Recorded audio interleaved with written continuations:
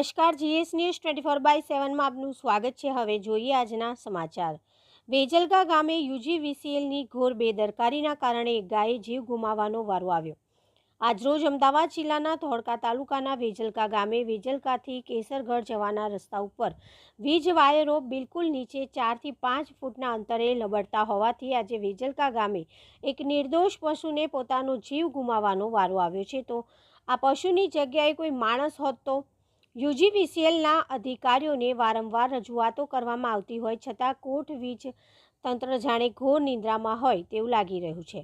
કોટ યુજીવીસીએલના તાબા હેઠળ આવતા વારંવાર વીજળી ગુલ થવાની ફરિયાદો ઉઠવા છતાં વીજ કમ્પ્લેન નંબર ઉપર જ્યારે વીજ ગ્રાહકો ફોન કરે છે ત્યારે તેમનો એક જ ઉડાવ જવાબ તૈયાર હોય છે કે ફીડર ફોલ્ટમાં છે, અને ક્યારેક તો કમ્પ્લેન નંબર ઉપાડનારને ખબર જ નથી હોતી કે ક્યાં અને શું ફોલ્ટ છે।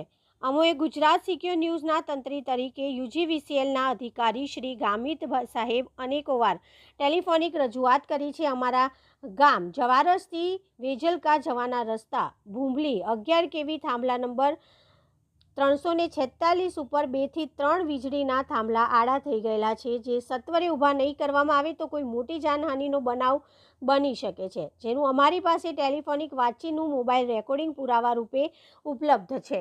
શું આ અહેવાલ રજૂ થયા બાદ કોટ યુજીવીસીએલના અધિકારીઓ અને કર્મચારીઓ કોઈ નક્કર કામગીરી હાથ ધરશે કે બીજી આવી કોઈ ઘટનાની રાહ જોશે, તે હવે જોવાનું રહ્યું। Reporter Yogirajsinh Barad, Gujarat secure news, Vejalka, Dholka.